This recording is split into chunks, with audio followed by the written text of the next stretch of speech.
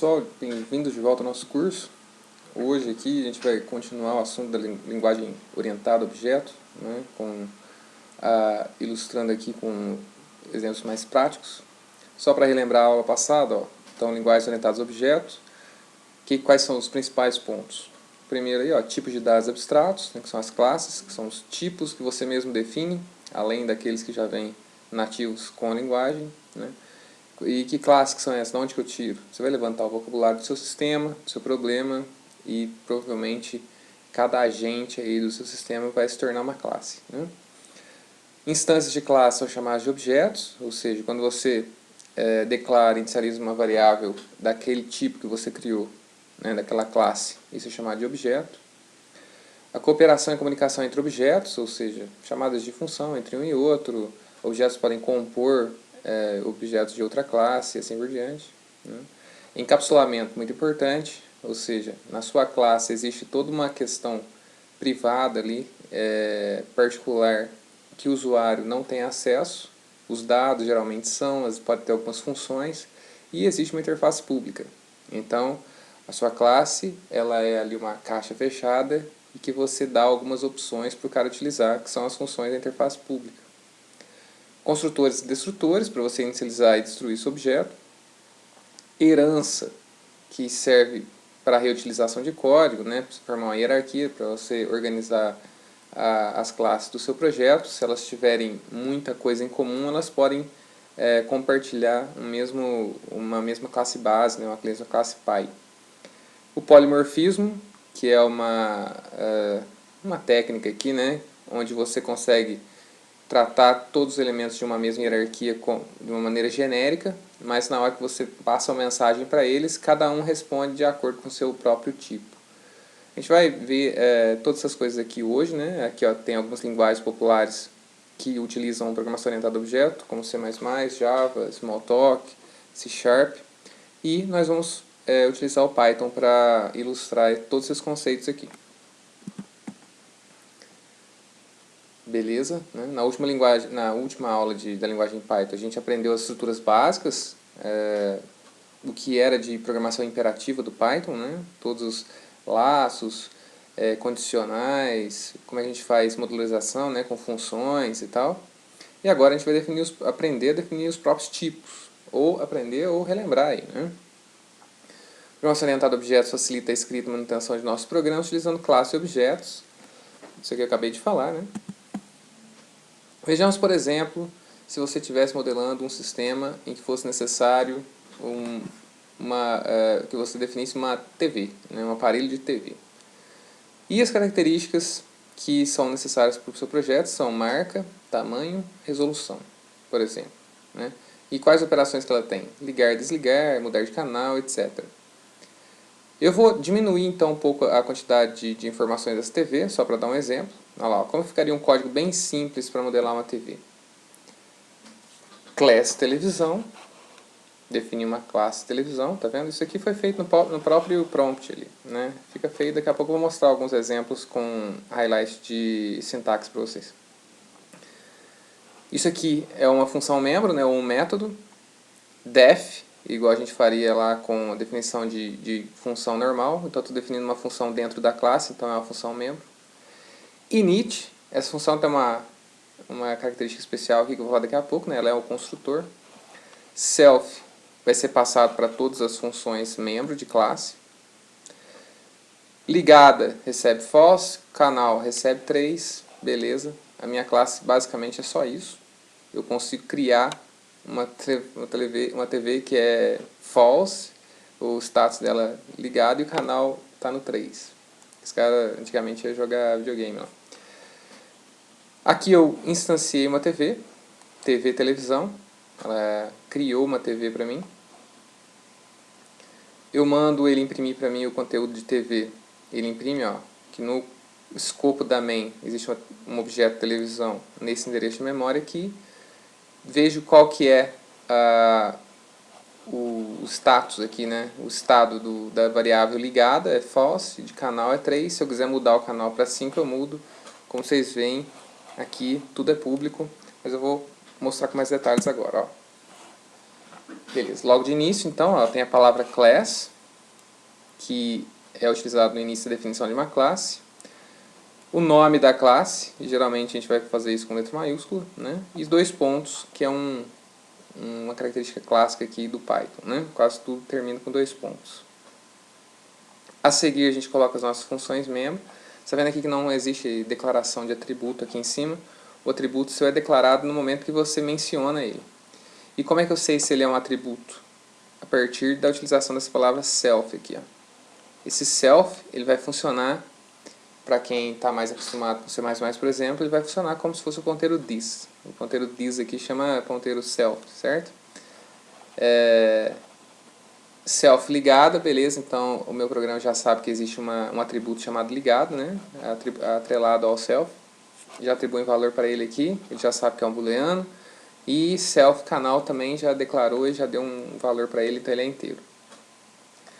Por que esse método aqui chama init? Porque ele initializes aqui, ó. Ele inicializa o objeto, ele é o nosso construtor. Então as suas classes vão precisar ter esse método init aqui, que vai ser chamado toda vez que você for instanciar, você for construir um objeto daquela classe lá.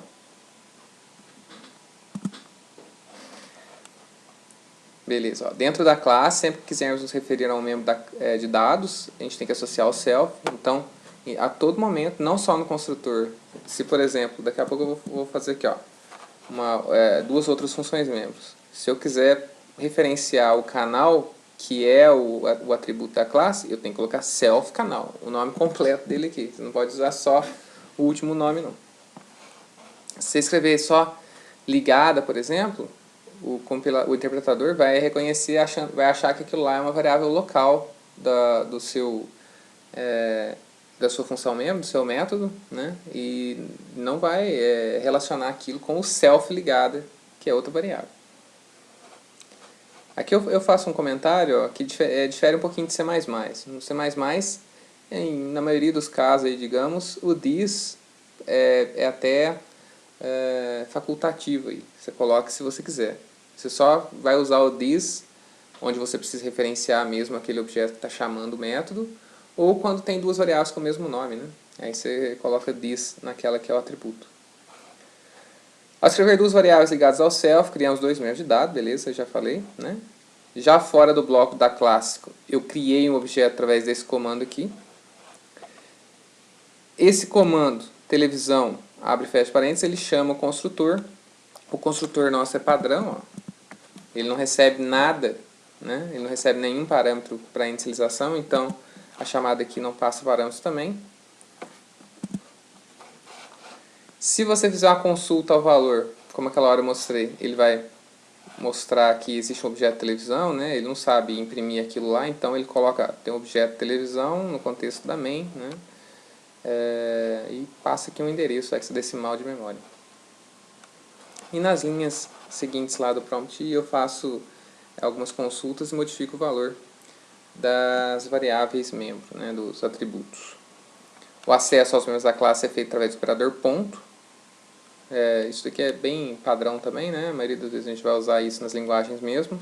Aqui não vai ter aquela setinha de ponteiro lá do C++, não. Aqui é só o ponto.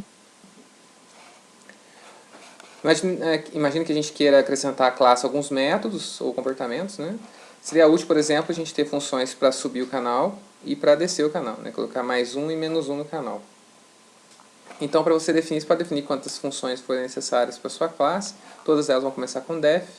Todas elas precisam ter como primeiro parâmetro o self, tá certo? Quando você fizer uma chamada lá digamos assim, na main, né? No contexto main do seu programa, o self vai ser o this, né? Quem vai ser o chamador aí. Se tiver outros parâmetros, como eu vou mostrar daqui a pouco nos slides ou no próprio código que eu vou escrever aqui, aí você vai listar eles aqui na frente. E você só passa eles depois na chamada. Olha lá, no caso das novas funções, não é necessário que elas iniciem com underscore aqui, ó. Aqui tem dois até, né?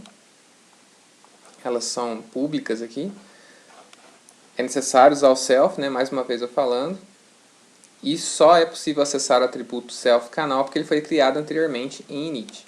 Então é no init que você cria suas variáveis, tá? Aqui você só acessa. Então Não se esqueça disso. A gente não vai ter uma seção aqui como a gente está acostumado em C++ ou em outras linguagens, onde você declara os atributos. Declara os atributos dentro do init, dentro do construtor. Para a chamada do método, a gente escreve seu nome após o do objeto, separando por ponto, né? Então, aqui, ó, tv.canalApp, tv.canalApp, então subiu 2, aí eu mostro aqui qual canal que está no 5, estava no 3, foi para o 5, canal down foi para o 4. Não precisa passar o self, né? Aqui. Por quê? Porque o self é o cara que está chamando, ele também é passado como parâmetro. Esse trabalho aí é realizado pelo interpretador automaticamente. Cada objeto, obviamente, isso aí eu mencionei e eu bati na tecla bastante na aula passada. Cada objeto é responsável pelo gerenciamento do seu próprio estado. Então, você pode ter uma TV ali que está no canal 3 e está ligada, e você pode ter uma outra televisão lá separada da mesma classe, mas é outro objeto que está no canal 100 e está ligado ou desligado. Cada objeto vai gerenciar isso daí e vai ser responsável pelo próprio estado. Isso aí vai facilitar a escrita do programa principal, né? O programa principal aqui, ó. Televisão, o que ela faz? Multicanal, não sei o quê. Então fica bem limpo e terceiriza a responsabilidade do que é feito nos métodos para a classe. A programação se torna um pouco mais próxima do mundo real. E se a gente quiser passar os parâmetros nas chamadas dos métodos? É possível? Sim. Ó. Aqui eu fiz um construtor que não digamos assim, não é um construtor padrão, né? Ele recebe parâmetros. Então eu tenho uma classe ponto, point, um construtor que recebe, além do self, um valor para o x e um valor para o y e inicializa esses caras. Ó. Mas como é que eu uso isso? Olha aqui, ó.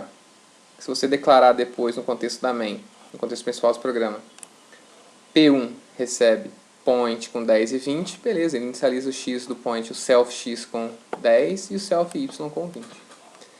E depois tem uma função booleana aqui que também tem tipo de retorno. Def is origin, né, não passo nada para ela, só recebe o self mesmo, 2 pontos. Se o self x e o self y forem iguais a zero, eu retorno true, senão eu retorno false. Aqui, ó, é 0, P1 is origin, lá. Aí eu mudo para 0 as coisas, Px, Py. Coordenadas, vou imprimir de novo, é 0, agora é. O construtor recebe parâmetros para inicialização, beleza, que eu mostrei, né? Você pode fazer um método aqui, uma outra função mesmo que também recebe parâmetros. Isso deve ser de acordo com o projeto que você está definindo, né? E o método isOrigin verifica se um ponto está na origem e retorna um valor lógico, um booleano. É possível retornar qualquer tipo de valor aqui, normal, igual você faz qualquer outra linguagem. Agora vamos codar um pouquinho, né? Vamos escrever uma classe em Python que modele uma forma geométrica do tipo retângulo. Ela deve ter como atributo 2 valores float, de largura e altura, e um point, que marca o seu canto superior esquerdo. Então talvez a gente estivesse fazendo aqui um programa para gráfico, para desenho, alguma coisa assim, né? Então a gente está fazendo figuras geométricas. Além disso, devemos ter métodos de inicialização, obviamente, né, o construtor, de cálculo de área, que retorna um float, e uma função que retorna um point com o centro do retângulo. Vamos lá então, são duas classes. Ó. Eu vou ter que escrever a classe point e a classe retângulo, e depois eu faço uns testes aqui na minha. Vamos lá. Vou começar a implementação pela classe point. Ó. Class point. O que tem nela aqui? Tem o meu init, que recebe o self, obviamente, recebe um cx e um cy. A gente acabou de mostrar lá essa classe, vou fazer uma versão simplificada dela aqui. Self.x recebe cx, opa, ponto e vírgula isso, né? Recebe cy. Já era, está resolvido. Ela só vai ter isso. E vocês estão, assim, provavelmente se perguntando aí por que esses negócios estão tudo público, né? É uma característica do Python, eu vou mencionar um pouco mais pra frente. Class retângulo def init Oba! recebe o self, recebe aqui uma altura, vou colocar aqui, ó, C W, não, uma largura, uma altura e um ponto que seria o canto superior esquerdo, né? Self, ponto, largura, recebe o CW, o self, ponto, height, recebe CH, e um self, ponto, origem, recebe o ponto PTO aqui. Agora eu vou fazer calcular a área, né? Def área, recebe o self, só, né? Return self ponto width, que multiplica o self ponto height,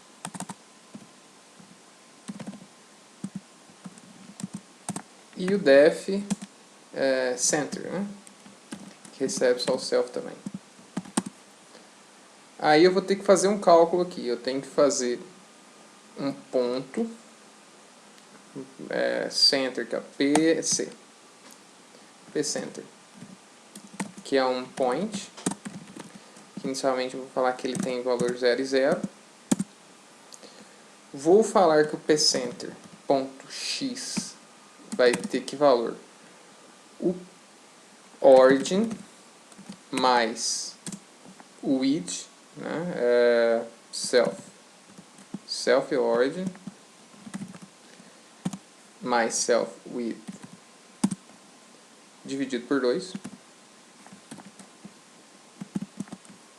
Colocar entre parênteses, lógico que não precisava, né? Mas só para ficar mais claro. E o P-center y, que recebe self origin ponto x, né? Aqui é ponto y, menos ou mais, aí depende da referência do que está. Imagine que o ponto mais à esquerda é 0. Esse está diminuindo. Então, menos self.height dividido por 2. Certo? O meio da largura e o meio da altura são o centro do retângulo. Aí o que eu tenho que fazer? Return P-center. Agora na minha main, eu vou fazer um retângulo chamado hatch, que ele está onde? Ele está em 0, 0. Só para ficar mais fácil para a gente saber depois onde está o centro. Não é isso não, gente. Vou fazer um ponto aqui, ó, PT hatch. Recebe point, que está no 0, 0. E o retângulo vai receber a largura e a altura dele. Ele tem 100 por 50 e recebe o PT hatch. Agora eu posso fazer algumas verificações aqui. Por exemplo, print área do retângulo e chama aqui hatch.area. Não faço nada. Print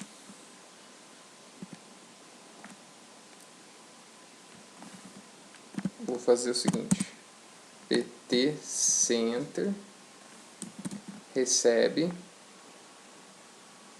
hatch.center, vou colocar centro do retângulo são o quê?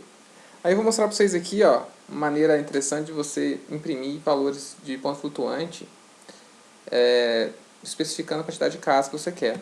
Você vai colocar como a gente fazia, por exemplo, em linguagem C. Ó, eu quero 2 casas depois da vírgula. I %.2f. Aí como é que eu faço depois? Eu coloco assim, ó, % e coloco as variáveis que vão entrar no lugar desses lugares aqui que coloquei %, separados por vírgula. Então, pt 100.x, é x o nome, né? E pt 100.y. Vamos ver se dá certo esse negócio? Python, meu arquivo chama hatch.py. Tá aí, ó. A área do retângulo é 50 multiplica 100, então é 5.000. E o centro do retângulo está onde? Em 50 por porque se você imaginar, eu vou desenhar ele aqui. O retângulo tem 100 de lado, então a metade tem 50 e ele tem 50 de altura, só que a origem dele está no superior esquerdo, então você abaixa metade de 50, que é 25. Beleza? Então tá aí um primeiro programinha bem simples, mas que já demonstra uma série de conceitos aqui. Vamos retornar aos slides.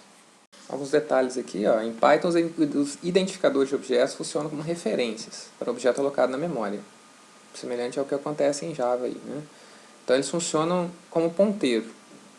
Se você fizer uma atribuição desse tipo aqui, ó, eu declarei, né, e inicializei um point P3 aqui com o point 00, e depois eu fiz o P4 receber P3. Nesse momento, o que acontece? Eu estou fazendo o P4 apontar para o mesmo lugar que o P3 está apontando. Ele se torna a mesma variável, o P4 é só um apelido, um alias, né, para o P3.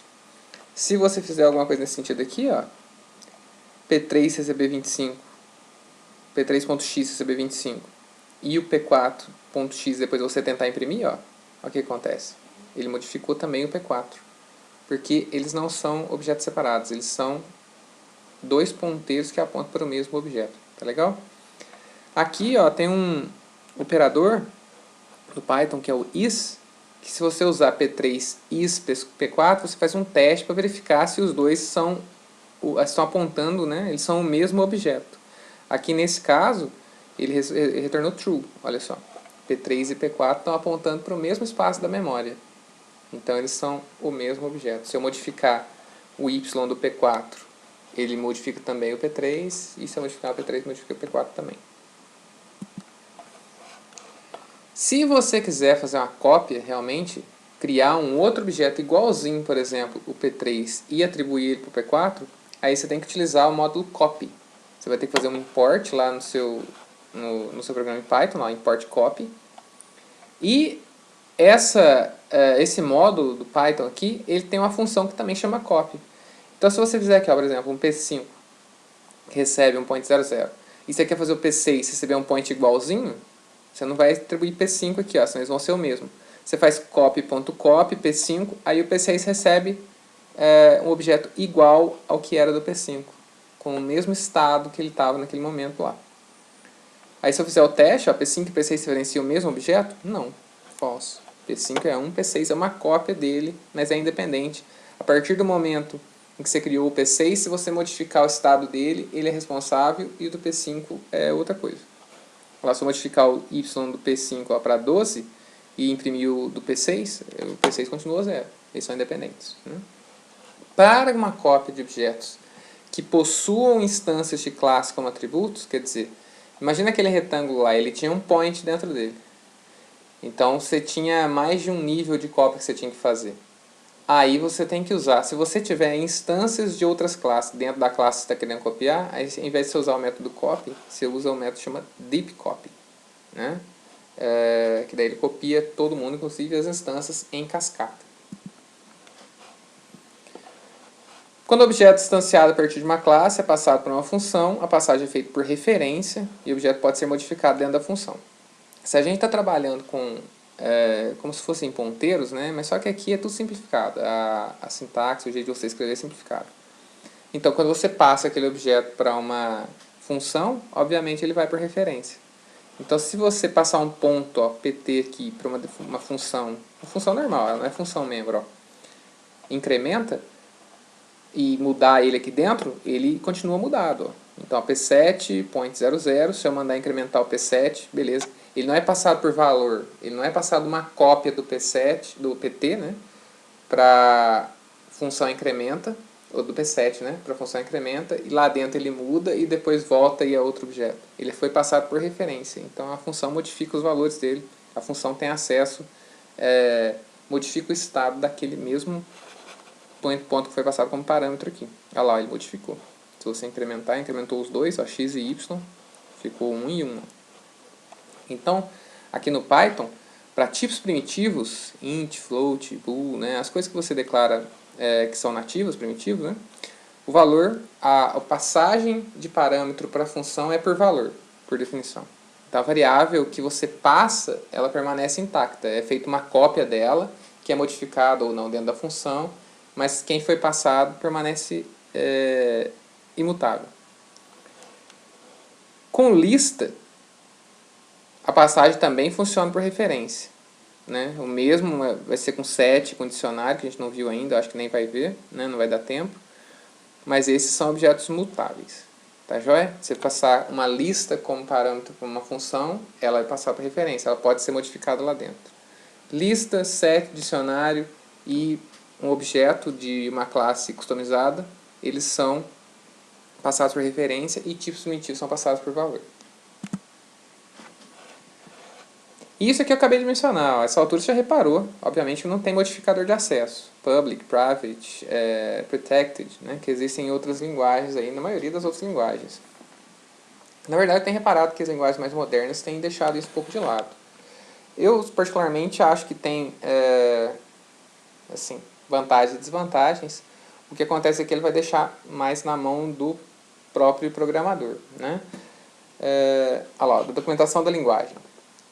Em C++ terminology, né? Normally class members, including data members, are public.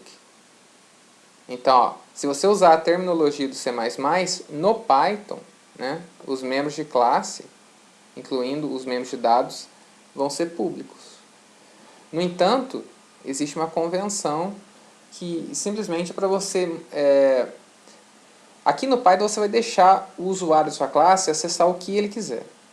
No entanto, você vai utilizar de uma convenção para que ele saiba que ele está mexendo num lugar que não deveria, ou que é privado. Então, quando você achar que alguma coisa da sua classe precisa ser privado, seja membro de dados ou função membro, né, seja atributo ou método, você vai utilizar um caractere underscore no início do identificador. Então, se eu tiver uma variável lá, por exemplo, eu chamei a variável de geek, ó, você acha que ela é privada, que o cara não deveria mexer? Então, a variável sua deveria chamar underscore geek. Você tem um método lá que não era para ser da interface pública, ele só faz um serviço interno. O cara vai poder usar esse método, mas ele vai saber que ele está mexendo com alguma coisa que não deveria, assim, ou pelo menos que não faz parte da interface pública, porque seu método chama underscore internal method. Beleza? Então, ó, não existe uma restrição técnica de acesso, apenas um compromisso de responsabilidade que é assumido pelo programador. Tá? Aqui eu tinha esquecido de falar, ó, mas essas exceções aqui mexem com aquele conceito de ortogonalidade que a gente falou lá no comecinho, hein? Então, se a linguagem é mais ortogonal ou menos ortogonal, ela tem mais exceções à regra ou menos exceções à regra. Então, isso daqui no Python acaba ferindo um pouquinho esse conceito aí, né? Você tem que ter uma coisa que funciona de um jeito e para o resto funciona de outro. Beleza. Então, ó, public e private não existe. Se você quiser que alguma coisa seja considerado privado pelo usuário, você coloca um underscore antes. Vamos fazer um exemplo completo aqui, ó. Um programa para controle bancário, que tenha duas classes, cliente e conta, escrito em arquivos separados e incorporados ao arquivo principal. Veja o código. Vamos ver aqui então. Para a aula não ficar muito comprida, eu já deixei algumas coisas prontas aqui, ó. A classe cliente, então ela tem o nosso construtor, init, passo o nome e o telefone para ela, criei os atributos aqui dentro, self nome, self telefone, passei os parâmetros para eles. E o imprime perfil, que ele vai imprimir o nome e entre parênteses aqui o telefone do cliente, tá? E eu tenho minha classe banco, que eu vou fazer aqui ao vivo, e a conta, que também tem o construtor, ó, recebe o cliente, o número da conta e um saldo, que já tem um valor default, ó. Então, saldo, se você não passar, o que acontece? A conta foi criada, ela tem saldo zero, inicialmente, tá? Mas se você pode passar, a conta pode ser aberta com um depósito já, e o cara tem lá R$1.000 de começo, tem R$10.000 de começo, tem R$1 de começo, é você que escolhe. Joia. Aqui eu criei as minhas variáveis, ó, membro, saldo, cliente, número, e passei os parâmetros para ela, inicializando. Resumo, imprime um resumo, né? Então, ó, não tem nenhum parâmetro além do self. Imprimi o titular, ó, que é o nome do cliente. Você vê que a gente consegue acessar aqui dentro tranquilamente, né? Não criei nada como privado aqui, né? Só criei normal aqui, mas isso aqui é porque a gente está fazendo para fins didáticos. Quando você estiver fazendo profissionalmente, aí você toma mais cuidado. E depois imprimir, ó, número da conta, né, %S aqui, saldo, ponto 2F, que é para o saldo sair com valor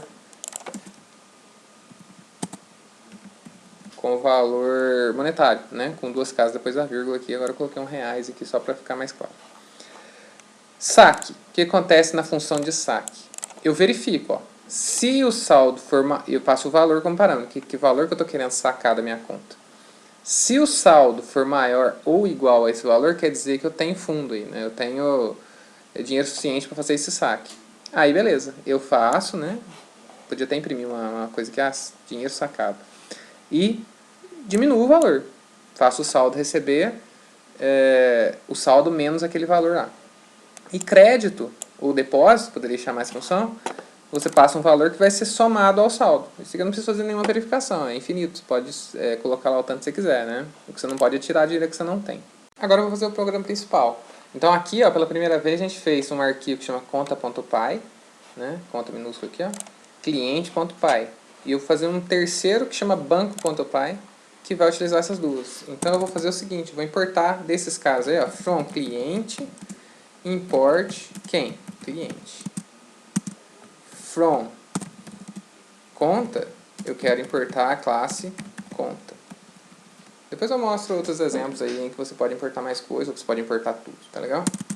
Aqui, vou imprimir, ó, clientes. Vou criar um cliente aqui primeiro, né? Cliente C1, que recebe o cliente. Vou passar para ele nome, João, e um telefone, 555-1234. E o cliente C2, que eu vou chamar de cliente também, é Maria, que o telefone dela é 555-9876. Beleza? Vou imprimir os clientes. Como é que chama mesmo lá o meu método? Resumo. Imprime perfil. C1 ponto imprime perfil. C2 ponto imprime perfil. Joia. Agora eu vou criar contas para esses caras aí, ó. A nossa conta ela recebe o quê? O cliente, o número e o saldo. Então, conta C do cliente 1 é uma conta que recebe o próprio cliente. Então, C1, um número da conta aqui, vou colocar 1, por exemplo, e um saldo de R$1.000. E a conta CC2, que recebe o cliente 2, a conta de número 2, e tem nela R$0, porque ela abriu. Não vou colocar nada, porque 0 não precisaria, né? É só isso? É. Agora, eu vou imprimir, inicialmente, ó, contas. CC1 ponto resumo, CC2 ponto resumo. Aí eu vou fazer algumas movimentações aqui, ó. Na CC1 eu quero fazer um crédito de R$500. E depois eu vou fazer um crédito também de R$270 na conta da Maria. CC1, um saque na conta do João aqui de R$800. Comprou alguma coisa lá, precisou do dinheiro. E, ó, vou imprimir novamente. Vou até colocar aqui, ó, contas antes e contas depois. Vamos ver o que rola? Vamos lá. Python banco.py. O que aconteceu aqui? Aconteceu o que aqui? Aconteceu que eu esqueci que isso aqui é Python, né? Como a minha linguagem que eu trabalho mais é C++, então às vezes passa batido aqui. Além disso aqui, ó, para o cliente, a minha classe é cliente com letra maiúscula, certo? Então eu tenho que manter aqui porque é case sensitivo. Então as minhas variáveis aqui, elas não têm tipo, assim. O tipo dela é definido dinamicamente a partir do que eu atribuo para ela. Então eu tenho que atribuir o cliente para cá. Vamos lá. Aí, ó, clientes. João e Maria. Ficou feio isso aqui, hein? Vamos voltar aqui. Aproveitar que esse negócio é interpretado, né? Peraí. Aí. Clientes, João, telefone, tal, Maria, telefone, tal. Contas antes. Titular do João, a conta dele é número 1, saldo R$1.000. E titular Maria, conta 2, saldo R$0. Olha lá, eu não passei valor, né? Ele ficou com o valor default de R$0. E as contas depois? O João era 1.000, recebeu 500, foi para 1.500, tirou 800, foi para 700, ó. E a conta da Maria, que recebeu um crédito de 270, foi para 270. Então, beleza. Se a gente não esquecer que Python é Python, dá tudo certo, beleza? Vamos lá seguir com os nossos slides. Aqui, ó, eu coloquei como exercício para cá, para vocês acrescentarem na conta a capacidade de gerar um extrato. Para isso, declarar uma variável do tipo lista, capaz de armazenar cada uma das operações de saque e de crédito, né, em formato de string. Crie também uma função mesmo para imprimir todo o extrato.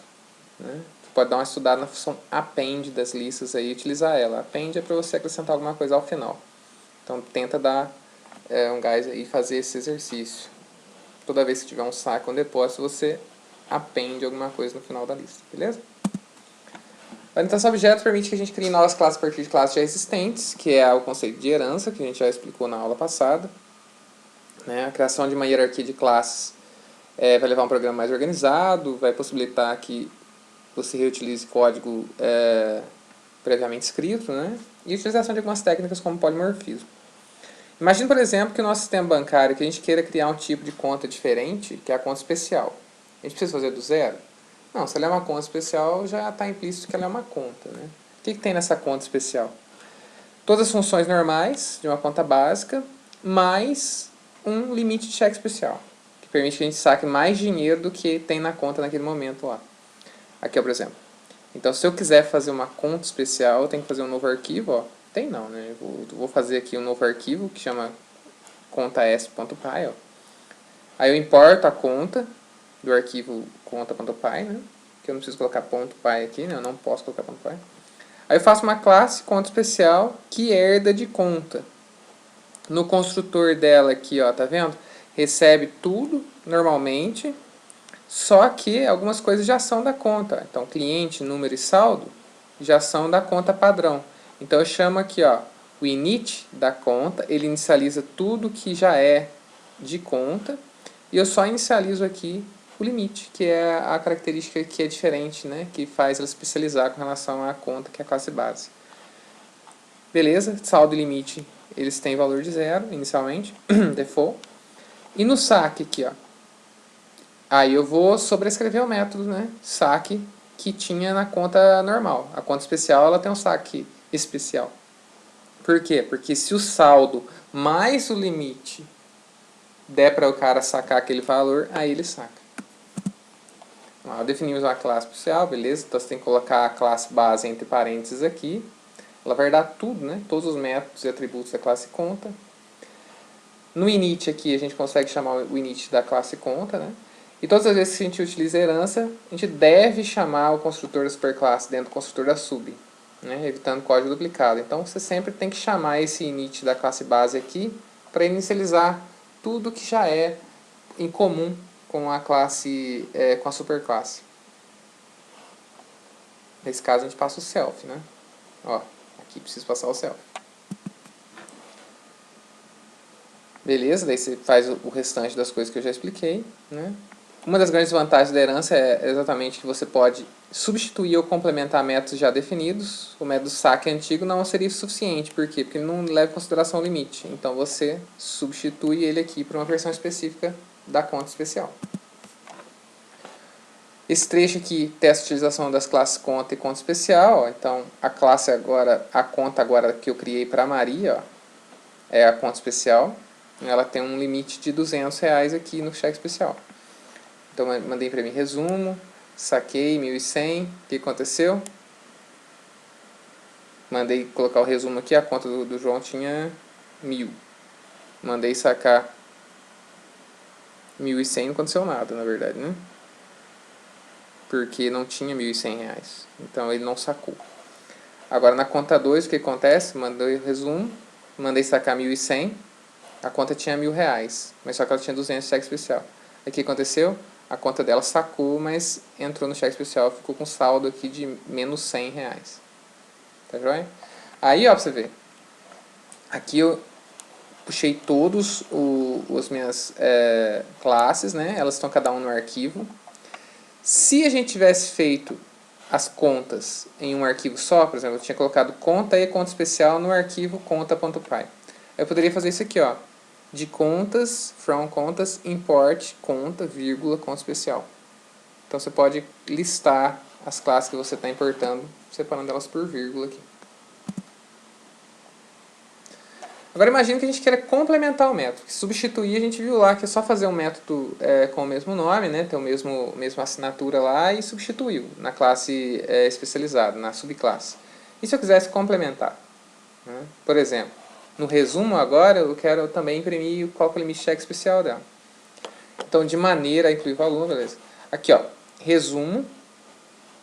Eu consigo chamar o resumo da classe base, né, da superclasse, passando o self. Toda vez que a gente fizer essa chamada aqui, ó, de um método da classe base sua, da sua superclasse, você tem que passar o self, tá? E depois eu complemento. Então ele vai fazer a impressão do titular, da conta e do saldo, chamando essa função aqui que é da classe base, e vai imprimir limite de cheque especial 200 aqui. Essa é a chamada do resumo para uma conta especial. O novo método faz com que o método superclasse faz a mesma coisa que ele faz e o complemento com informações extras, né, ao método antigo aqui. Qual que seria a forma de não reutilizar o código? Você teria que fazer aqui de novo, colocar essas duas linhas aqui no lugar dessa, né? Aí, exercício.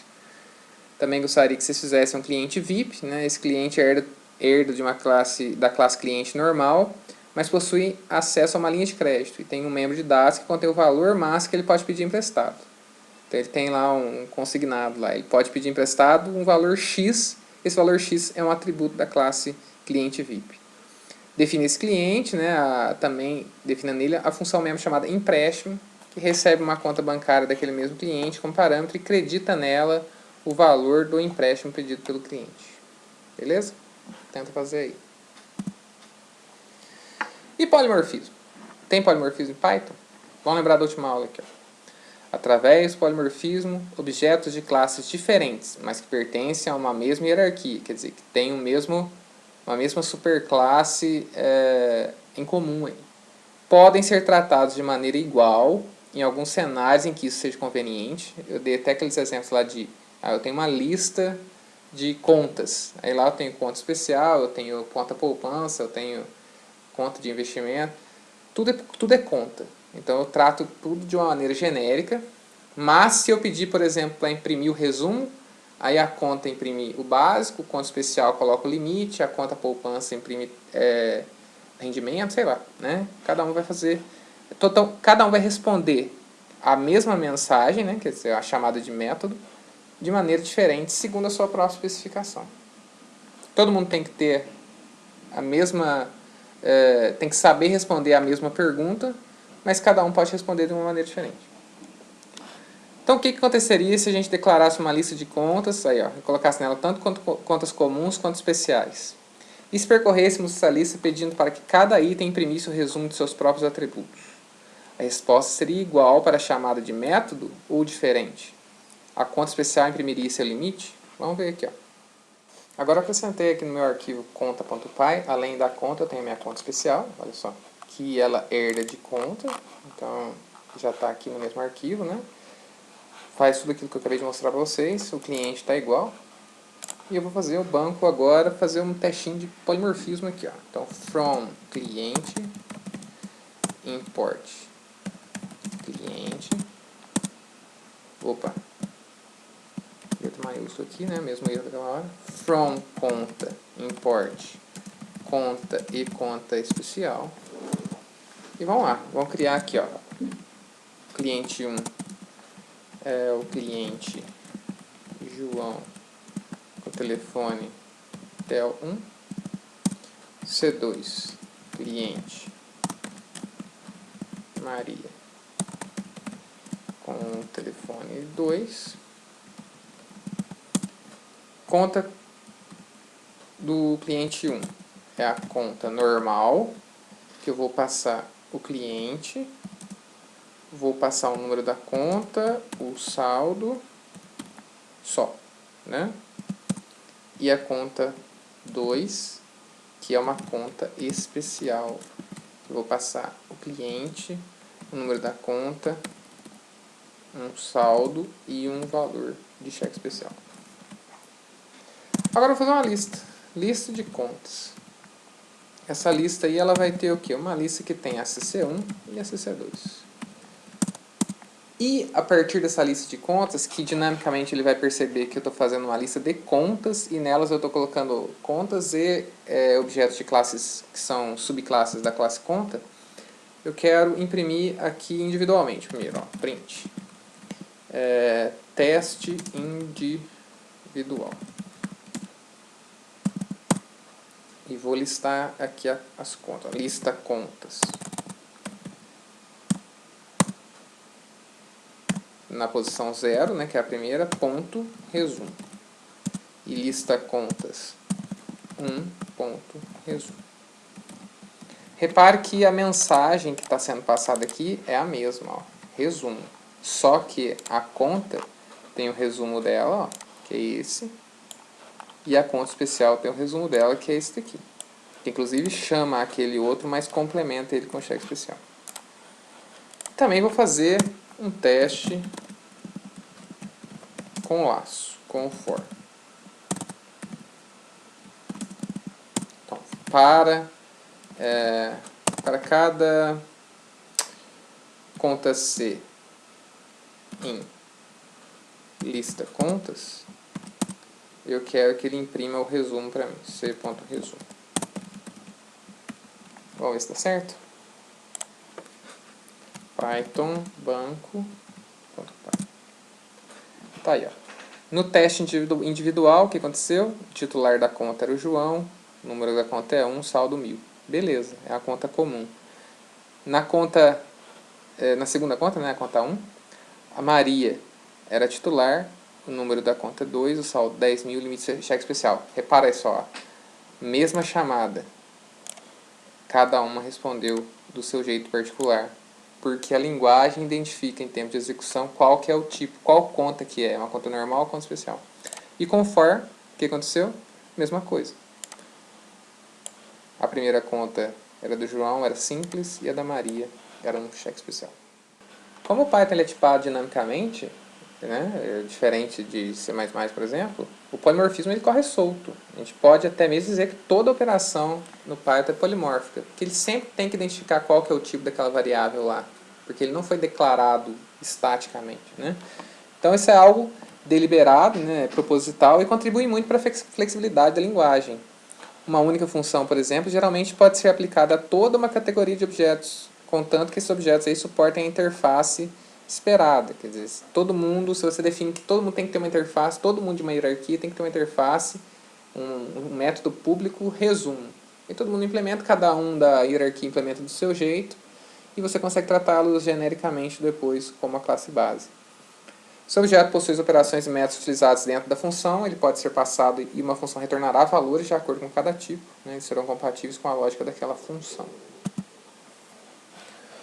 O Python também permite que uma determinada classe herde as características de mais de uma superclasse, isso é chamado de herança múltipla. Não é toda linguagem que deixa você fazer isso, né? Java, por exemplo, não deixa, apesar de ter aquele negócio da interface lá. Isso é útil para modelar objetos que pertencem a mais de um conjunto. Por exemplo, eu posso ser um engenheiro, né? Ou vocês podem ser um aspirante, ou pode ser um estudante. Mas alguns de nós também somos o quê? Professores, músicos, escritores. Então você pode ter uma classe que ela é a união de duas ou mais classes. Por exemplo, eu posso ser engenheiro e professor, ou engenheiro e professor e músico. Quer dizer que eu tenho características tanto de engenheiro, quanto de professor, quanto de músico. Então uma classe engenheiro, professor, músico, sei lá, a gente tem que ser um pouco mais criativo depois, ela tem as características de todos e comportamentos de todos, né? Para herdar de mais de uma superclasse, basta listá-las separadas por vírgula. Aqui, ó, eu tenho a minha classe engenheiro, que o tipo de computação, ó, músico, que o instrumento é violão. Eu tenho o polivalente aqui, ó, que é um engenheiro músico, quase um Tony Stark aqui, ó, gênio bilionário, playboy e filantropo. Genius, billionaire, playboy, philanthropist. Então é uma classe polivalente que herda de engenheiro e de músico. Aí o que acontece? Ela recebe, ela tem um construtor aqui normal. Esse construtor a gente chama o construtor tanto de engenheiro quanto de músico, para inicializar essas faces aqui do polivalente, né? E ele recebe um nome que tem um valor default vazio aqui, ó. Mas é um nome do sujeito aí, do polivalente. Né? E depois ele tem um método perfil que imprime que ele é o nome tal, ele é engenheiro de, aqui nesse caso de computação, e o instrumento preferido dele é o violão, aqui porque eu ainda não mexi. Legal, né? Aqui, ó, Joe, engenheiro de computação, violão.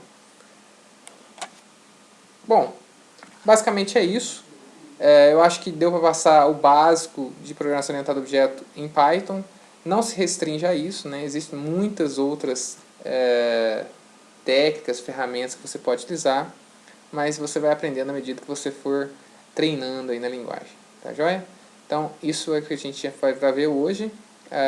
Nas próximas aulas a gente vai ver alguns paradigmas um pouco menos conhecidos, como o paradigma de programação funcional e lógico, e mais tarde a orientação a eventos. Então, bons estudos e até a próxima.